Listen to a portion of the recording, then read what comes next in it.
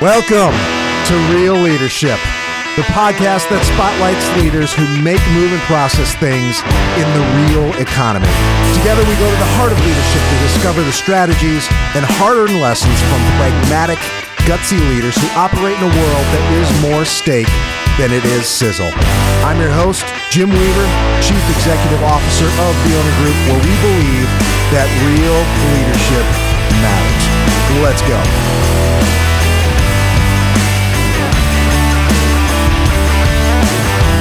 Welcome back to Real Leadership. Today we bring you Richard DeBoer. Richard is Executive Vice President of Supply Chain Logistics at Carter Logistics, a family business founded all the way back in the 1980s. Carter today is a major player in the transportation and logistics industry. In his current role, Richard steers the organization's sales, pricing, and marketing divisions with a strategic focus on driving growth and enhancing market presence. Joining the Carter team in 2010, Richard brought a wealth of experience from the transportation sector, including 14 years as CFO of a publicly traded company and 12 years as COO of two mid-sized firms. With Richard leading business development efforts at Carter, the organization has thrived, most notably in their Mexico operations, where they've achieved an impressive revenue increase of over 200% over the last 12 years. Welcome to the show, Richard. Well, thank you, Jim. So you guys are coming up on 40 years in business, or just a little over 40 years in business. My math is eluding me, but give us a flyover of Carter's history and where you sit today. Yeah, Carter started as a major transportation company for the General Motors organization. General Motors had a number of plants in Anderson, Indiana. For, I would say, probably the first 10 years, 8 to 10 years, General Motors was the number one customer of Carter. We really didn't expand a lot outside of the GM account. Then General Motors started closing plants in and around the Anderson area, so we had to diversify. Yeah. So starting in the automotive industry, that's what we knew. We started expanding our customer base to other automotive OEMs and also tier ones to the automotive industry. The organization really took off when we began combining tier one products together. So two tier one providers to the auto industry. We got them to match up and share milk runs. So we had dedicated routes going out of our cross dock here in Anderson, consolidating product and then shipping it to the suppliers. And what that did is it gave an alternative to our customers other than traditional LTL to consolidate supplies or parts to the automotive industry that were anywhere from 2,000 pounds to 10,000 pounds. Mm-hmm. So that still is a core piece of our overall business. We ultimately expanded that milk run business to the OEMs. So major Japanese OEMs are our customers currently, where we're collecting products from the tier ones and parts for their OEM manufacturing and consolidating those parts through our cross-dock network. We started with one cross-dock. Over the last, I would say, 12 to 13 years, we've added approximately 10 additional cross-docks to the additional lineup. So now we're pretty well can service everything down the USMCA highway, from the furthest northbound location being Romulus, Michigan, all the way down to Querétaro, Mexico. Oh, wow. We have cross-docks. Couple of terms that you used, I want to make sure our listeners understand, and so I understand too. Mm-hmm. So when you say milk route, what do you mean by that? You're not hauling milk. Milk runs? No. Milk run. It comes from the traditional milkman who would go out, deliver milk to homes. Mm-hmm. Same route every day. same time at specific delivery times. And then what they would do is when families ultimately consume the milk, they would put the empty containers back outside. And so the milk run got its name from the history within the U.S. of delivering milk to the house, and then the returnable containers. Okay, so you're distributing parts in returnable containers that. Yep. Just keep on going. That's it. Great. That's it. Okay, cross dock. What is a cross dock? Cross dock is it's a different than a warehouse because it's got a lot more dock doors. Traditional warehouses may have, let's say, for 100,000 square feet warehouse, it may have 12 dock doors. Product doesn't move real quickly in warehouses. It's more so stored. In cross docks, what you got is our 100,000 square foot facilities. Most likely we'll have like 90 to 100 cross dock doors. So the product moves from one side of a facility to the other side of the facility. So we receive product on one side, move it to the middle of the facility, consolidate it, bar scan it, and then move it to the other side of the facility for the delivery routes going out to our customers. Okay, got it. I've heard people talk about that for a long time. I kind of nodded my head as though I knew what they were talking about, and now I know the difference. So that's great. Yeah. Traditional LTL companies do use cross docks, but it's a lot different. It's a lot different than warehouses. Okay, understood. Allows for faster movement. Yeah. We started working with you in an in-plant operation up in northern Alabama, and I think that was the first in-plant operation that you guys did, right? Yeah. Traditionally, our contracts are transportation, logistics contracts, and also transportation contracts. We have over 800 trucks. We've got 3,000 trailers that we move product in. The customer came to us and asked us if we'd be interested in doing in-plant logistics. Traditionally, we have not, but with our experience in the cross-dock sector and the ability to formulate proper layouts, handling technology properly, the OEM decided to come to us to see if we would be interested. We were awarded that first contract, and we began business in 2021, providing that in-plant logistics for that customer. Is that a space? Is that a service line that you guys are looking to grow then? Yeah, it is. Yes, it is. Initially, because it was new to us, there was a learning curve that we had to perfect the operation. But 3 years into it, we have done a very good job perfecting that operation, and we're looking to expand that service level. Yeah. So why do your customers pick you over your competitors? Yeah, primarily we follow lean practices from A to Z, from floor layout to KPIs to Kaizens. And what we do is we work with the customer to identify exactly what they want to do in their supply chain and then start making recommendations. So we're really a consultant for our customers to drive cost and waste out of their supply chain. We do not charge for our consulting services. That's really part of what we do as an organization. And many of our customers have been with us numerous years, and it's all based upon this partnership that we form with them. With the founding is to make sure that we're driving waste out of their supply chain. Struggling with high turnover and burnout? Own & Flex addresses these challenges head on, offering a scalable solution with vetted part-time talent to fill staffing gaps. Own and Flex combats worker shortages and ensures your core team isn't overburdened, reducing turnover and enhancing job satisfaction. Empower your workforce and boost your success with Own and Flex. Visit ownandflex.com to learn more. Tell us about Carter's growing business in Mexico.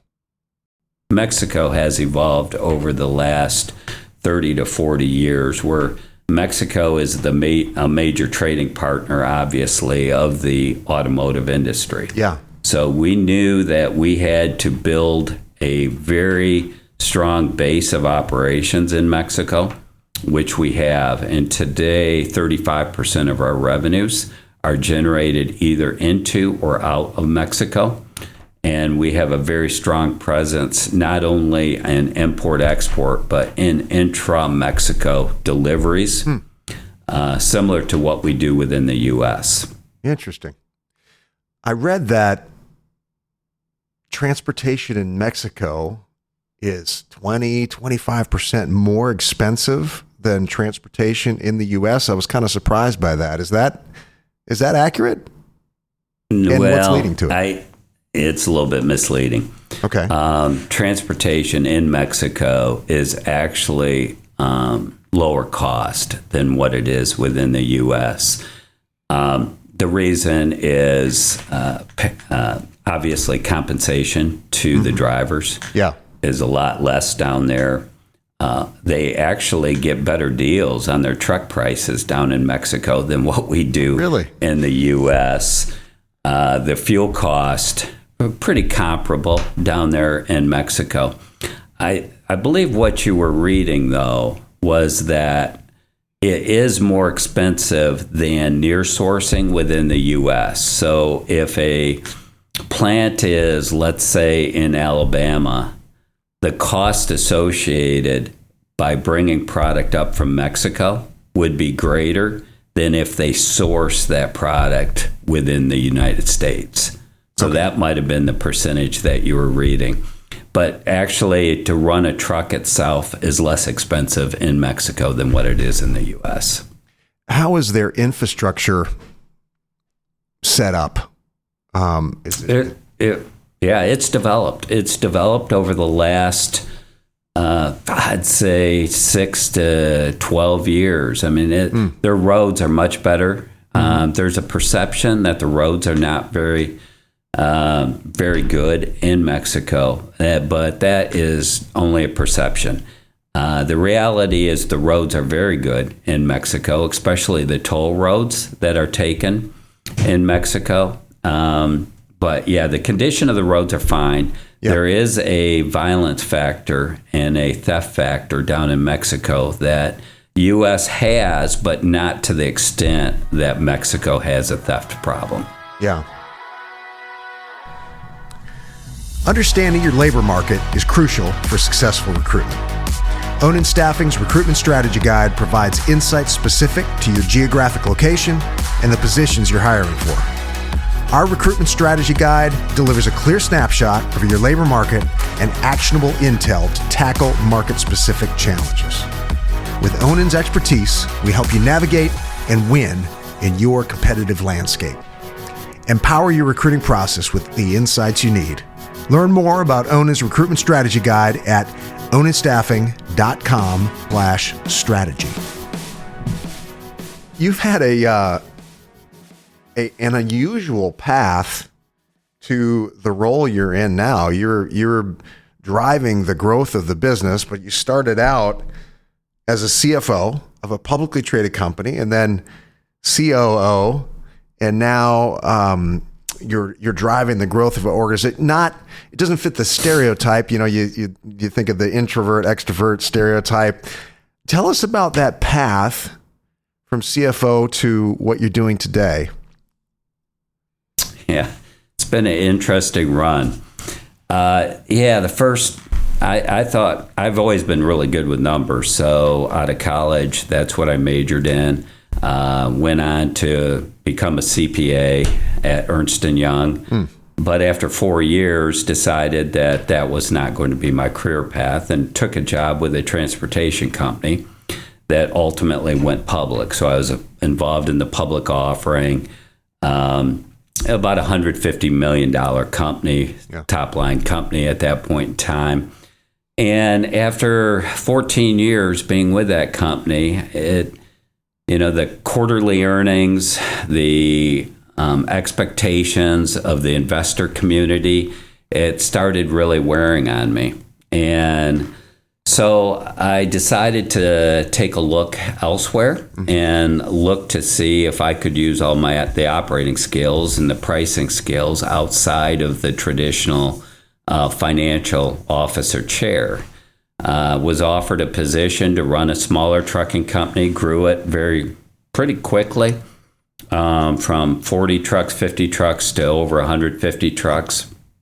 Proceeded to move out to Phoenix, grew another trucking company pretty quickly. And ultimately, so that career probably lasted about 10 to 12 years. After that, I got to know a lot of people within the industry through both of those experiences. And a gentleman, John Paul, reached out to me and asked me if I wanted to head up their sales, marketing, and pricing area. So I said, you know what? I've always did sales as being running a trucking company. You got to be involved in the growth of the customers and working with the customers. And I thought it was a unique opportunity and decided to take him up on the job offer and joined Carter approximately 15 years ago now. Yeah. At that point in time, we were in the throes of 2009 and the stock market crash. Yeah. So, Man. Profits were down. Profits were actually pretty small at that point in time. But the opportunity to grow the business was there, and I believe the company was maybe close to $100 million in revenue at that point in time. And today we're over $400 million. Wow. And financially doing very well.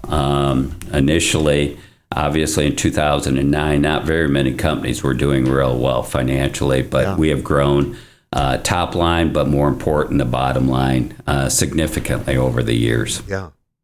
I imagine that your numbers and operations background helps you connect to your clients as a business development person on another level. Have you found that that's helpful? Oh, without a doubt. Our billing system is not the easiest billing system. When I say that, it's not tariff based, but what it is that if you have one truck and you've got 20% of the freight on that truck, you're gonna ultimately pay 20% of what that truck cost. Mm-hmm. So where in a traditional tariff, you may be paying, let's say, $300 for a specific load. In this case, you might be paying $250 only, and it changes day in and day out. Well, that system is not real easy to communicate to the customer. And over the years, we have perfected that communication with the salespeople so that they fully understand how the system works and the financial benefits related to it.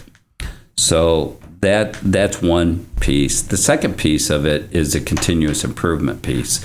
We have a group of analysts, financial analysts, that really work on the supply chain itself and make recommendations to those customers to drive costs out. So in a situation that you're bringing on a new customer, we'll probably save 10 to 15% of their supply chain cost in year one. Wow. But then as things normalize, the year 2, 3, 4, we probably are close to our norm of 5 to 8% of driving cost out of their supply chain after the first year. You're able to continue to drive cost out? Yeah. Wow. Yeah. That's terrific. And part of that is building of the customers. As we add customers, it adds cube. So let's say you have a truck that's running 70% cube today. As we're adding 2 to 3 customers to that milk run, we might be 90% cubed, 85, 90% cubed. That drives cost out of our customer system. Yeah. So as we grow, the customers financially benefit also. Interesting. Yeah, I in our business, I'll get the question from customers about, how many other customers do you have in the market? Yeah, like that would be a bad thing if we had a bunch of customers. And we find the same thing. People in a community know that we have a lot of different opportunities. It's a magnet for talent. It's not a zero sum game. So we can function. The more customers we have, the more high functioning our branch is. It's interesting. We kind of have that parallel. I imagine that you have a pretty long sales cycle. Or no? Yes. No, it is, especially in the milk run operation and our consolidation. The sales cycle is typically anywhere from 6 months to probably 15 months. In some cases, it's even longer than that. I mean, we're constantly, I guess, planting new seeds with customers, but usually to get customers to change their supply chain or the way that they're thinking, you've got to have the head of purchasing involved. You got to have the financial department. You got to have the supply chain department involved. So we get involved with a lot of different organizations, but it's a sale on a lot of different levels. It's not just a sale to the supply chain guy. Yes. What do you think is something that most salespeople are kind of off on as you think about business development? What are most salespeople missing in your mind? I could tell you more so from a Carter perspective. And I can't. Every product is different. There's complexities with everything that you sell, either being service or a product itself. In our situation, our best salespeople have an operational background. And what I would refer to as a challenger sale mentality. So they challenge our customers, said, hey, have you thought about this? Have you thought about consolidating these products together to, the challenger sale. Exactly. So we really drive that challenger sale, and we have people within our organization that have come up through our operations ranks that are our best salespeople. Yeah. Your customer, generally, they don't want a butt kisser. No. I know if I'm on the other end, I want new ideas. I want a new way of thinking about the business. I want to be pushed a little bit. Those are the relationships that I value. I'm with you on that. That's good insight. Workforce participation rates are at an all-time low in the U.S. This is a tragic waste of our nation's most valuable resource, its people. On top of this, we are seeing high school seniors across numerous high schools collect their diplomas and essentially walk off the graduation stage into unemployment. This divide is growing. To bridge this gap, Onan is working with high schools, business alliances, and employer champions to scale Ready to Work. Ready to Work powered by Onan builds career pathways for high school seniors looking to enter the workforce after graduation. So if you're an employer or community partner looking to shape the future labor pool, this is your opportunity. Learn how you can join this effort by visiting readytowork.org. So leaders set the tone in an organization. You're the thermostat, So what do you do to make sure that you're showing up with the energy, the passion that you need to show up with every day? Well, those people that are in trucking, the reason why they stay in trucking is that passion. It gets in your blood.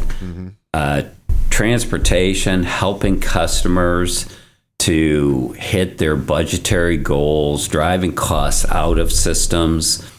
It's just a natural passion for me. I got transportation in my blood early on in my career, and I've never been able to get it out, fortunately, which is good. So every morning waking up, I'm excited about going to work to see how many times that we can help a customer out of problems, trying to drive solutions back to our customers. Yeah. I'm with you on that. I was visiting your team up in Huntsville with Aurora, our business manager up there, and it's really fun to hear from your customer that what you're doing is working. That is just such a reward. What's something you've changed your mind on in recent years? I have to think about that. Yeah, it's not something you think about every day. No. I think this combination, a couple different things. And one thing that we've been very successful with, initially, OEMs have had a difficult time working together because they all think that their system is probably the best system.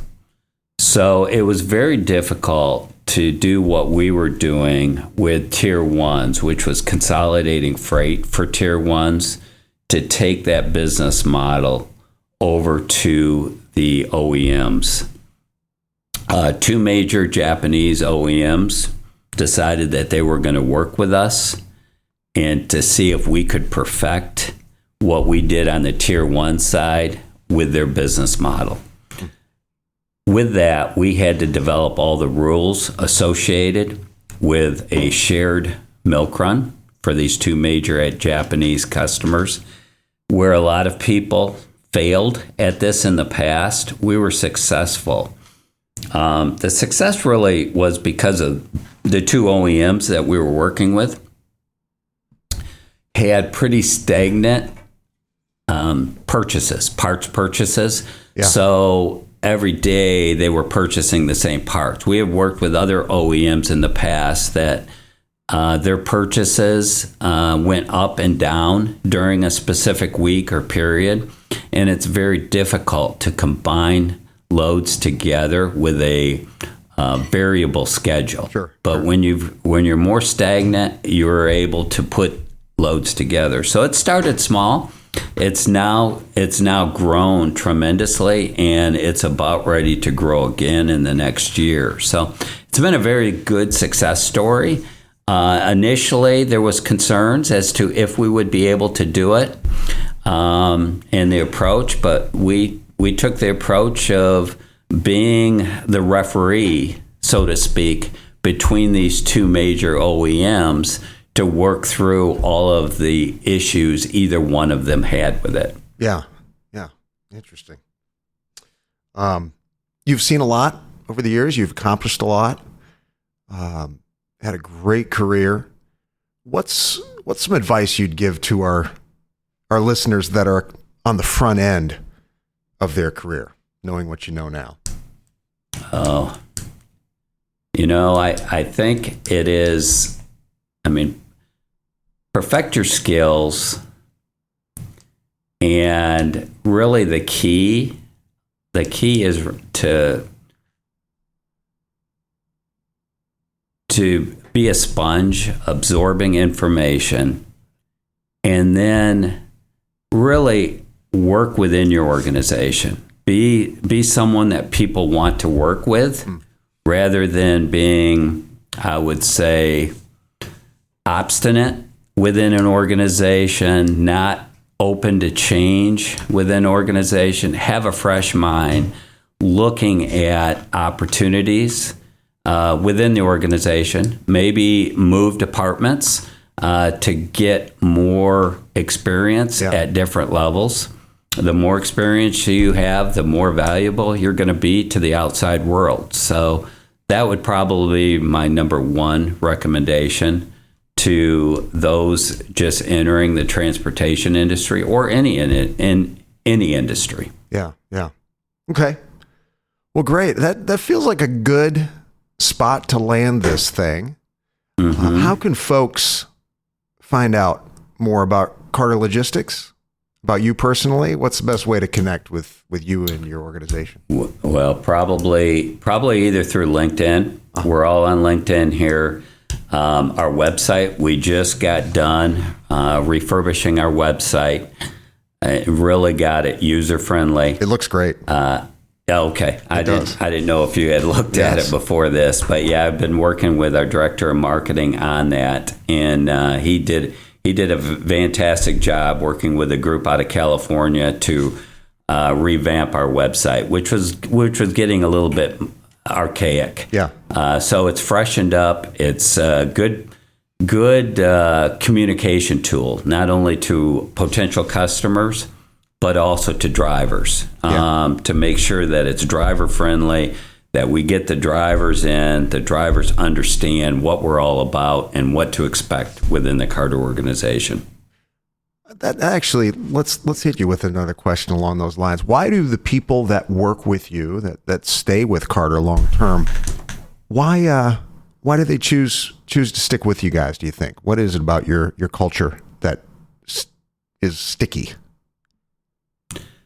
I think what it is it's we're constantly evolving. We don't let grass grow under our feet. We're moving. We're challenging technology. We've got a very good IT organization. We've got a lot of people that have been ingrained in continuous improvement. Mm-hmm. And when you're ingrained in continuous improvement, you're constantly challenging what's going on within the organization and advancing people that are of the same mindset. Mm-hmm. That challenging mindset, the people that want to be involved in an organization that is growing quickly and that has a lot of rewarding qualities, not only compensation, but it's also in that end of the day to say, what did I do today and did I make a difference? Yeah. So I think people make a difference here. The drivers make a difference. I'm every single day performing. Everybody within this organization makes a difference to the success of it. Yeah, there's some great cultural attributes and should set you guys up for a great future too, which is a huge part of it as well. Well, that's great. Thank you so much, Richard. We'll put links in the show notes to your website and ability to connect on social media. Mm-hmm. Until next time, folks, keep it real. Thank you for listening. This podcast was powered by Onin, a family of staffing companies providing real staffing solutions to manufacturing, logistics, and food processing companies across the United States of America. To get in touch or learn more about partnering with an Onin Group company, visit us at www.oningroup.com. Thanks for tuning in. Until next time.